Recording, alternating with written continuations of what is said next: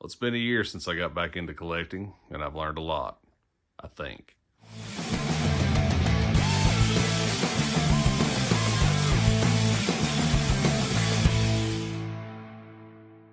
What's up, guys? Welcome back to 5 Cent Wax, and happy Tuesday to you. That's right, it's been a whole year since I got back in the hobby. After about a 25 to 30 year break, here I am, and I couldn't be happier. Last few days I've been really thinking about the last year and what a blast I've had, chasing cards and learning about players and sets and the history of the game and just all the things that go with it. But I've been hanging out this afternoon and was just sitting around in the bonus room, and I thought, you know what? I just need to hit record and talk to you guys and get your thoughts as I get my own out on camera. So today, I'm going to talk over that a little bit. I also am going to show you some gifts that I have not got to show you yet from a couple of people at Strongsville that I'm very thankful for, and also one of my subscribers that was generous enough to send me some items through the mail, actually a couple of months ago, if not longer, that I've never got on film yet, so I want to do that. And then, of course, at the end, we'll dive into Big Bro's mailbox, rip open some envelopes, and see what TTM goodness we have waiting on us. But for now, 1 year back in the hobby, and I feel like I have learned a ton in that year. It's hard to kind of quantify where your knowledge base is when you begin something and kind of where you are at a point in time, especially 365 days later. But it's just a total different world for me now. You've heard me say before, I started out in the hobby really siloed, no connection to anybody, no friendships. And it just wasn't as much fun as it is now that I've kind of got into the community a little bit more and made a lot of friends, and I have people that I can reach out to and talk to, not just about cards, but about life and, really connect with. And that's really what I'm most thankful for. But boiling it down, there's 4 or 5 points that keep coming to my mind that I have considered and big items that I think I've learned and continue to learn more about. So number one, the hobby has went and got itself great big. And, by that, I mean, there are just so many avenues to collect. You've got vintage, you got modern, ultra modern, you've got football, basketball, baseball, hockey, non-sports cards. I mean, you name it, it's out there if you're interested in collecting at all. And so I take that as a sign of encouragement for anybody out there that's thinking about, becoming a collector. You should have no problem finding kind of your avenue and your little niche, if you will, as far as what you like to collect, just because the hobby is huge. And I don't mean just in terms of the millions or billions of dollars that the industry brings in. I mean, just the different avenues you can go down to collect, the different groups you can be a part of. It's really kind of mind-blowing, especially now in this day and age. You've got online sales, eBay, auction houses. There's a plethora of avenues for you to go, shop and look around and grow your collection, or also sell if you have something, that you want to turn and move or whatever. All those options are out there to you, available to you. That's outside of local, regional, and even the national show. There's just so many opportunities to get together, and it seems like there's so many people that are in the hobby. I mean, you walk in a retail store like Target or Walmart, you'll find retail stuff on the shelves. I got my hair cut on Friday afternoon, and I walk in and my barber is a big basketball fan, and I see a stack of basketball cards there laying on the table because he's kind of finding his way back into the hobby too. Just happens to be a basketball collector. So there's just little bits and pieces of the hobby popping up everywhere I look, and I think that's a great thing. But it just goes to show me how kind of integrated it is into, a lot of aspects of our life and culture. And, I don't know that that's going anywhere anytime soon. At least I hope not. So hobby, huge, appears to be in good shape. Number 2, connections. And this is a big one. So, I mentioned the friendships I've been able to make and, kind of how important that was to me to have when I didn't have it. And I echo that now. When you start making friends in the hobby, and you start getting to know them better, and then it's a really special thing. It just feels good to have like-minded people around you that you can connect with.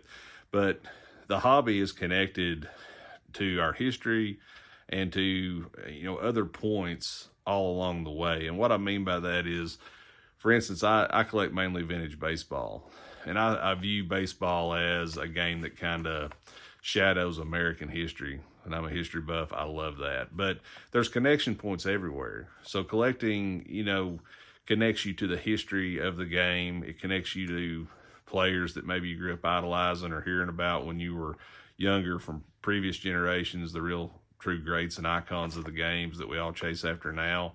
It can connect you to current players. In the case of ultra modern, you can connect to your favorite player now if you're a Bobby Witt fan, or whoever, Acuna, Ohtani. I mean, you name it. I could not mention Ohtani.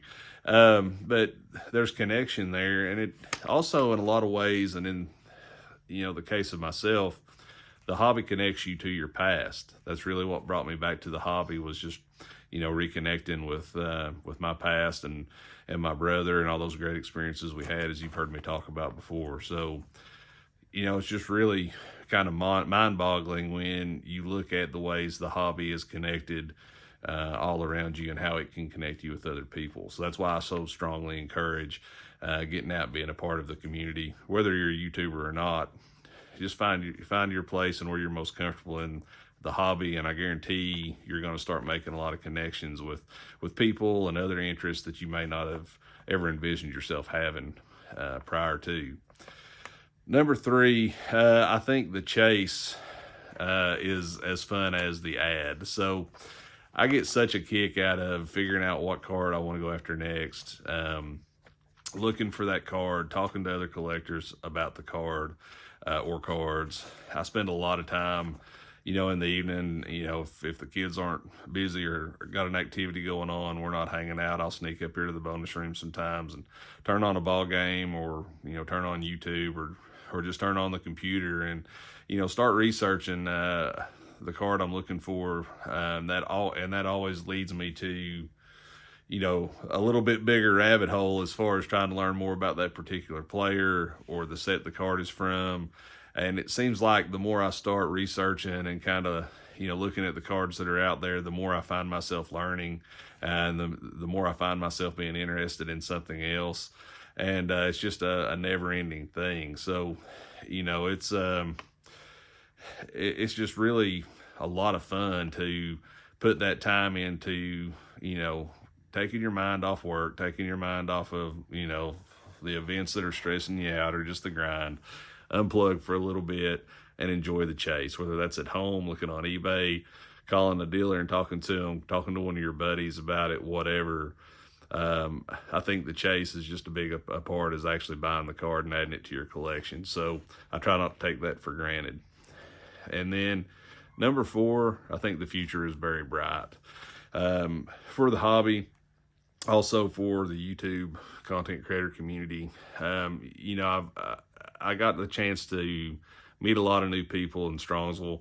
I met, Jason and Finley Ward, who I think I talked about in my last episode. But, Finley, 10 years old. She knows her stuff, loves vintage. She's actually started her own YouTube channel with her dad. So look forward to a lot of great content out of her and him. Nick Chin, Iowa collector's son, I believe it's Carter, that I got a chance to meet. Heard through the grapevine that, he's started his own channel. He was around at the meet and greet that we had after the show on Friday in Independence. And, it's just great to see these young people out and about in the hobby, enjoying it, becoming a part of the community. But more than that, it was pretty cool at the Strongsville show to look around, because there was one day I noticed a bunch of probably middle school age kids came in. They were all in their baseball uniforms. There was probably 5 or 6 of them. And the first thing they went to was some of the vintage tables. And I kind of watched them just to see kind of where were they going to go, where was their interest going to be. And it was just really cool to see them spending that time as a group, looking at vintage cards, seeing what they could find.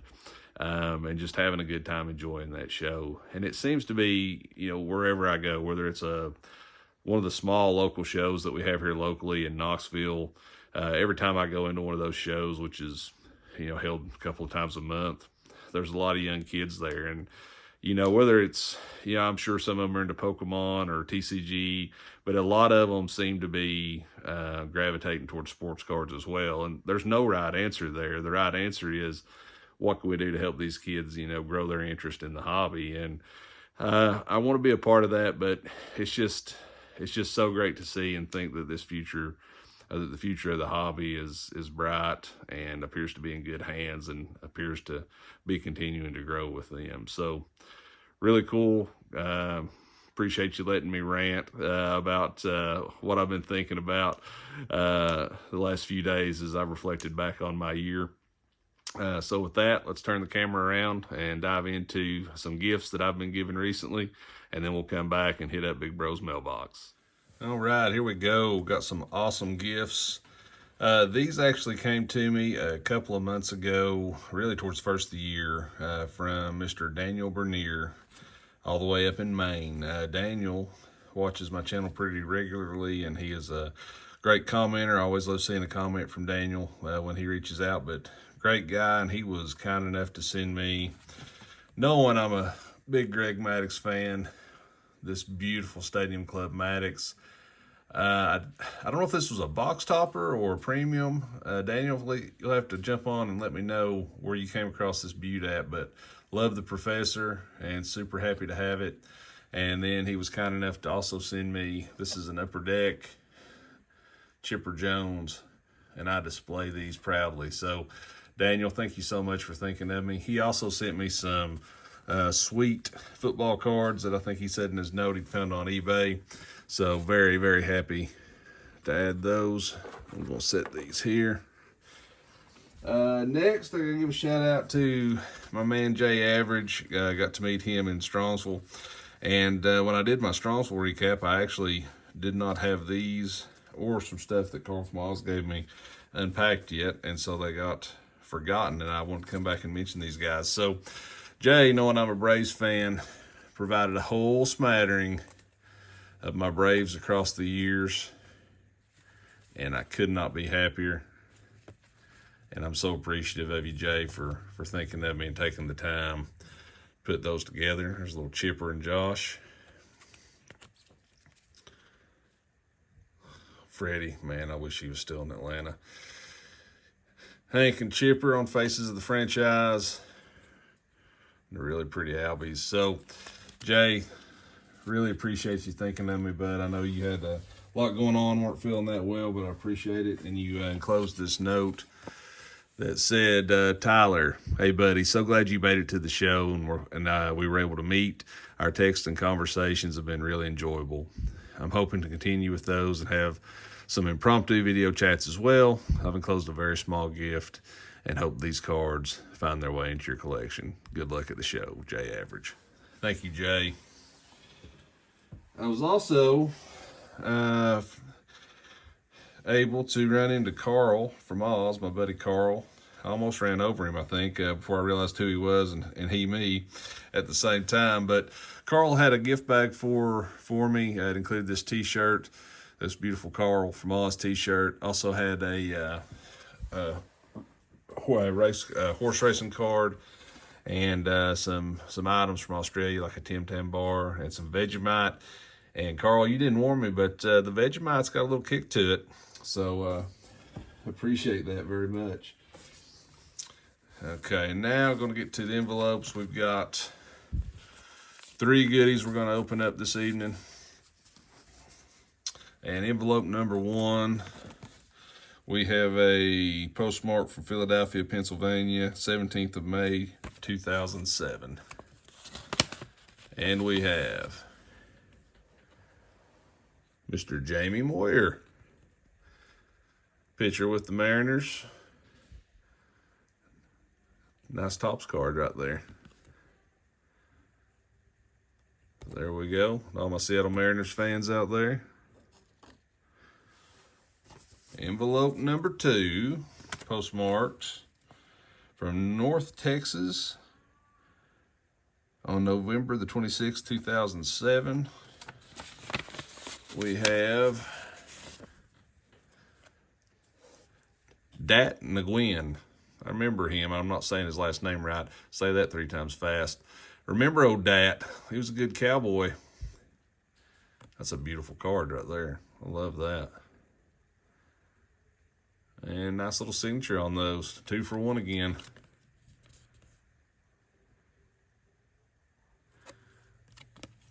There we go.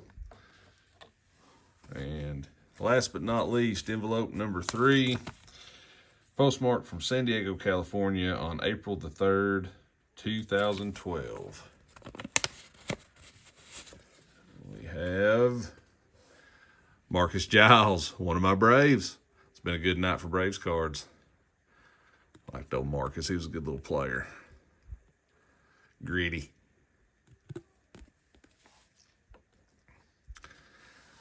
So there you have it. The gifts abound, and I'm appreciative to every one of you. Let's turn it around, and we'll close this show out for the week.